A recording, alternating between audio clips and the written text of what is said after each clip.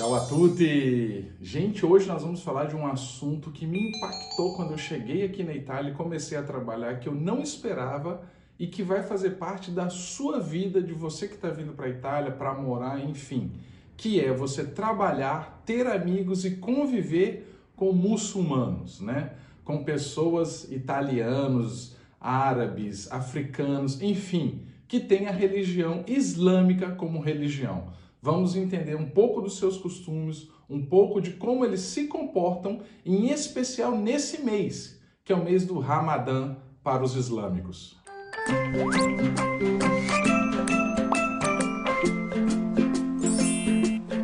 Vamos entender primeiro, gente, quem são essas pessoas, né? Quem são esses colegas de trabalho, quem são esses amigos, quem são esses vizinhos com quem a gente convive, né? Eu levantei aqui alguns dados de sites italianos que diz que no último triênio de 2018 a 2021, a comunidade muçulmana aumentou de 130 mil pessoas, 130 mil componentes, né? E isso fez com que a Itália seja o terceiro país com a maior comunidade muçulmana da Europa.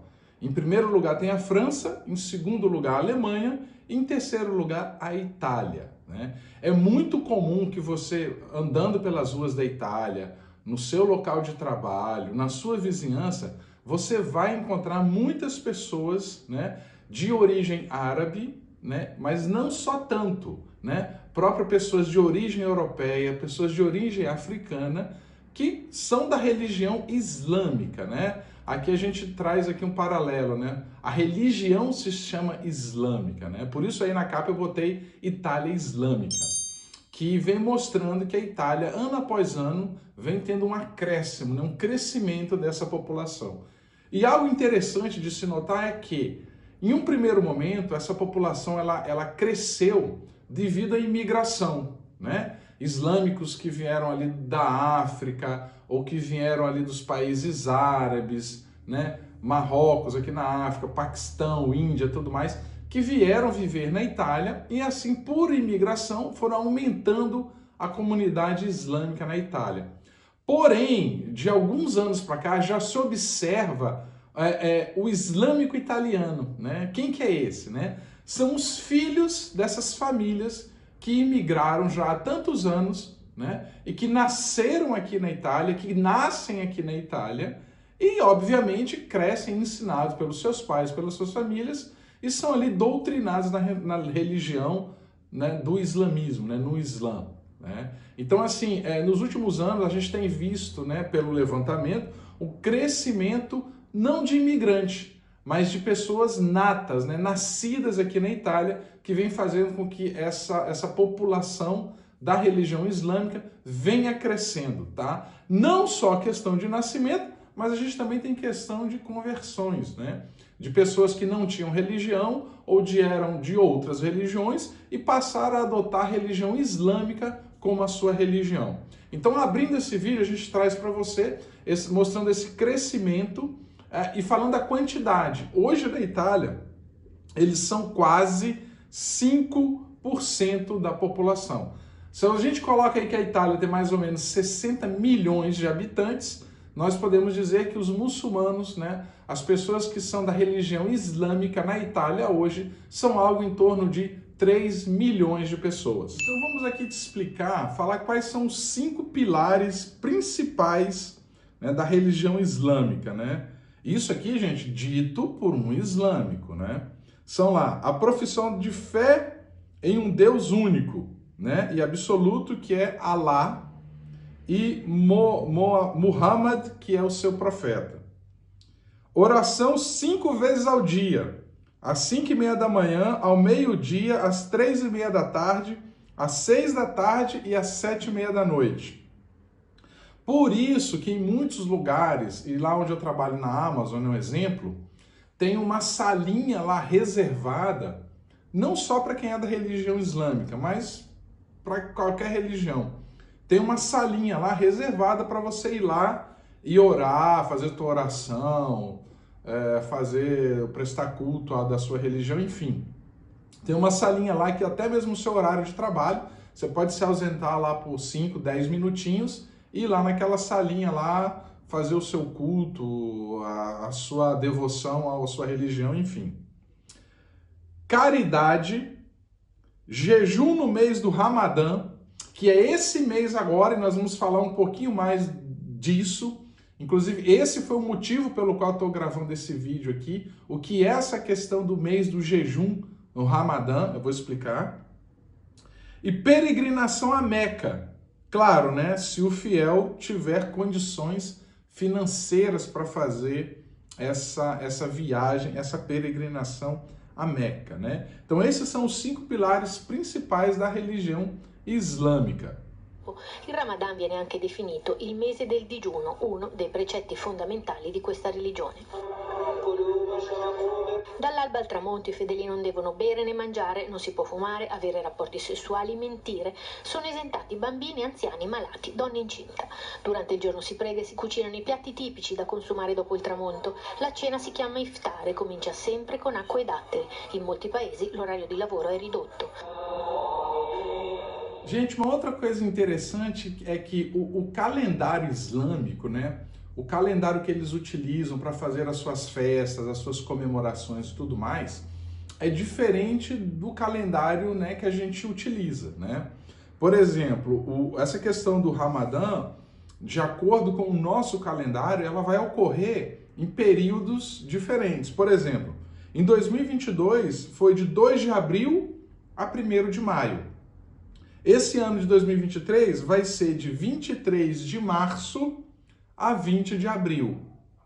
E o ano que vem, 2024, vai ser de 11 de março a 9 de abril, né? Isso é porque, de acordo com o calendário islâmico, né, para as comemorações no mês do Ramadã, que é diferente do calendário que a gente utiliza, né, normalmente.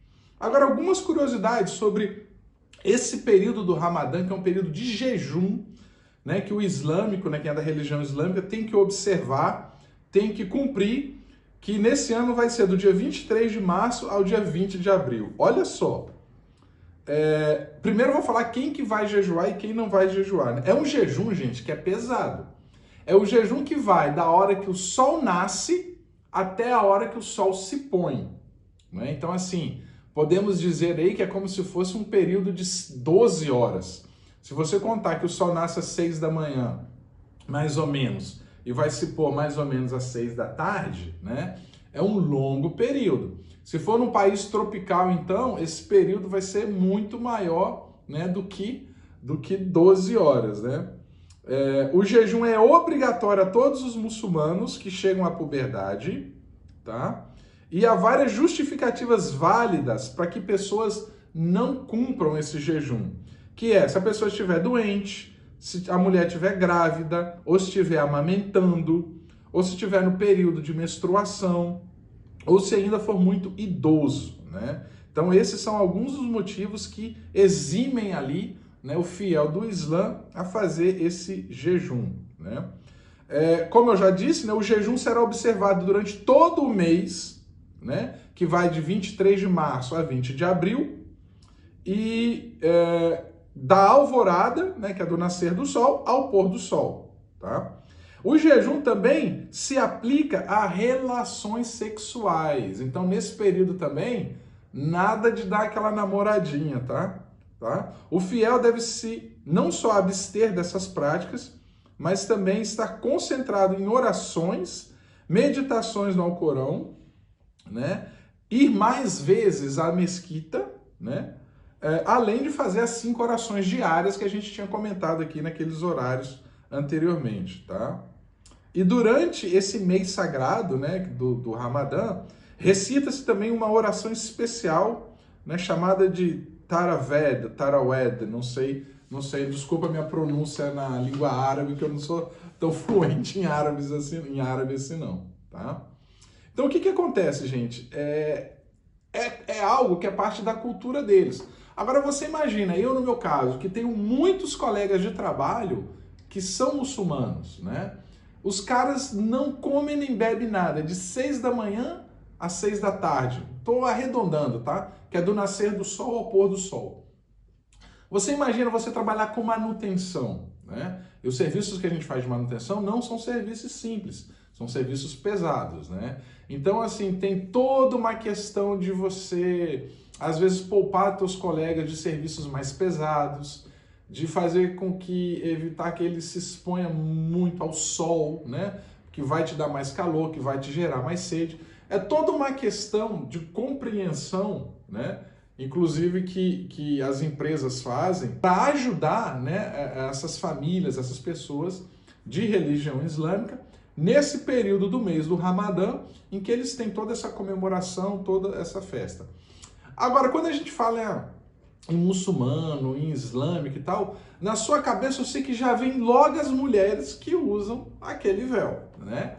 E isso aqui na Europa, aqui na Itália, gente, é muito comum, tá? Não tem nenhum lugar na Itália, e olha que eu e Cristina, a gente já rodou pra caramba cidades e lugares aqui na Itália.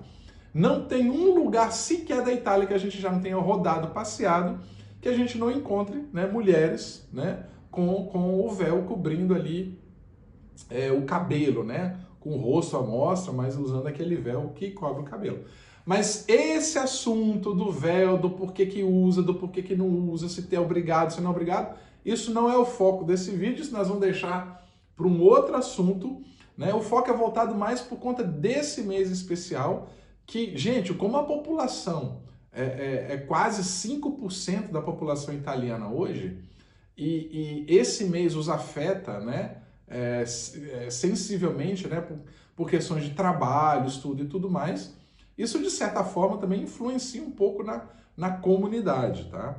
Trazendo aqui um dado curioso sobre essa questão religiosa, segundo um estudo aqui, num centro de pesquisa, mostrou que na Itália, cerca de 82% da população é cristã, né? 82% cristã, e a gente está chegando aí a mais ou menos 5% de muçulmanos, né, da religião islâmica, e tem outros tantos aqui, né, quase